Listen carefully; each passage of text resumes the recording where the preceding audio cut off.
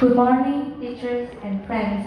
My name is Ngọc, and I'm a student from Trần High School. And it is my honor to stand here and tell a story about Uncle Ho. A well-known noble saying goes like this: children are a suit of flower, learn hard, sleep tight, I call good kids. With his endless love for children, Uncle Ho spent his 79 years living to do the right thing. Compassion, benevolence to his children, especially the unfortunate one.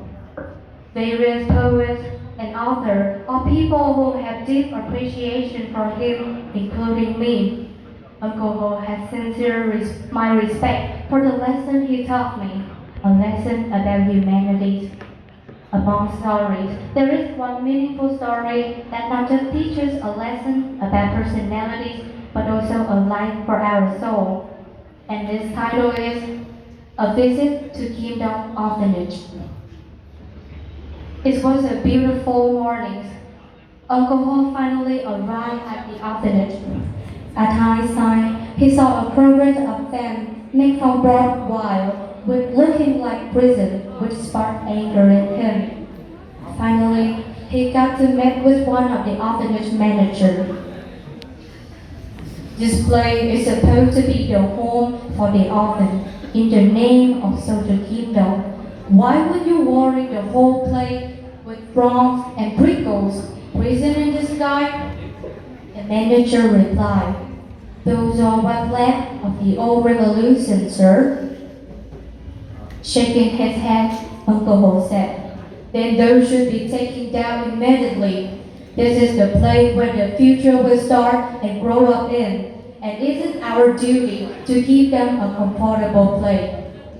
Later on, Uncle Ho paid a visit to the dining hall, the bedroom, the classroom, and the children's playground. Pretty neat and tidy, but it's like something, do you know? And Tom, one of the orphanage managers, shaking and surprised by his words, perplexingly said, "Our home is just too small and narrow for the kids to fit in, isn't it, sir?" A small grin appeared. Uncle Ho answered, "Well, that is just one very small inconvenience. What truly lies here is the love that every orphan needs. As orphans, they don't have a father, a mother for them to look after. So you must be the father and the mother here, who will love them unconditionally and fulfill their broken heart with love. Give them a place to call home, a family. Admittedly, it is vital to keep them obedient and to be polite. But is it worse taking away their innocence as well as their pure soul? Don't just make them adults. Taking care of them is an honor. Insisted that you all have the obligation to establish a place that when they grow up to become independent citizens, there's still a place to remember and come back whenever they want. Why the strict rule you set up for them?" Pointing out a manager, Uncle Ho asked, "Are there many naughty kids in here?" "Yes, a lot of them actually." "Naughty how? And how many exactly?" The manager, confused, unable to reply. Uncle Ho then commented, "When managing the kids, it is important to acknowledge every single child, their misbehavior as well as their talent, and that's the way you will be able to keep them safe. I want to meet the naughtiest kids in here." And what? The so-called naughtiest kid prodded his little fragile arm before Uncle Ho. He gently pat on Hook's head and asked, "What is your name?" "My name is Whoop Louis, sir." Do you know what's going on? Surprised by his peculiar name, Uncle Ho asked, "But why that name?" "Sir, I occasionally escape the camp by crawling through the fence and hiding to the corner of the street." "But why won't you stay here, but trying to escape?" Schiller would reply as if he's about to cry. Uncle Ho kindly gave another pat on Wook's head and advises him, from now on, don't let anyone call you Louis. Just make you remember you under the name Wook. It's a beautiful and meaningful name. Holding Wook's hand, they both work into the ground as a way to meet them. Uncle Ho then tells them stories about people who bravely fought back in danger and stories about children in Russia.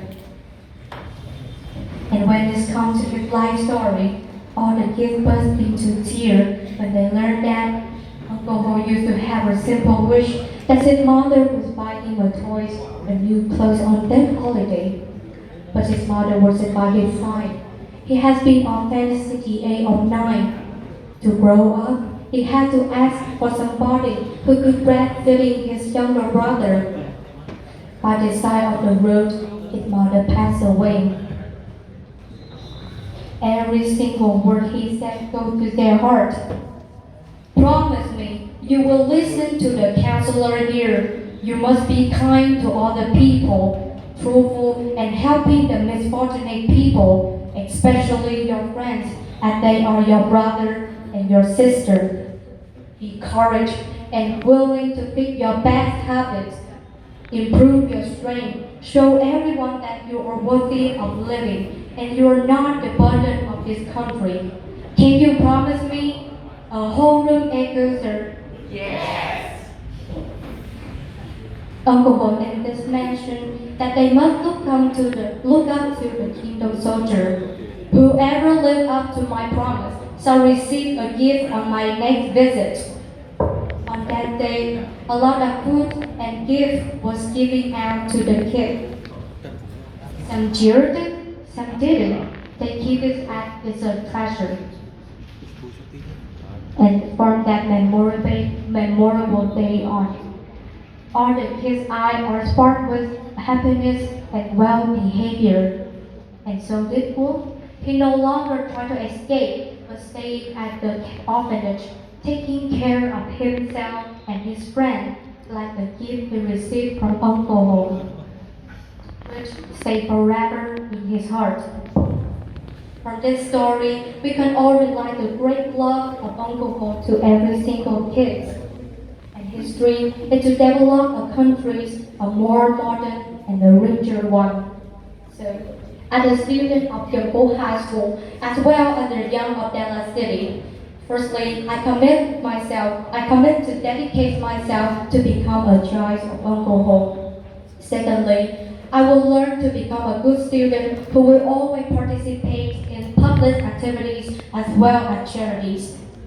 Finally, small but significant, I will keep contributing to our society, a society in which everyone's shape is above one benefit, a society whose people are loving, caring, and understanding to their kind. And Uncle Ho, he will stay forever in my heart.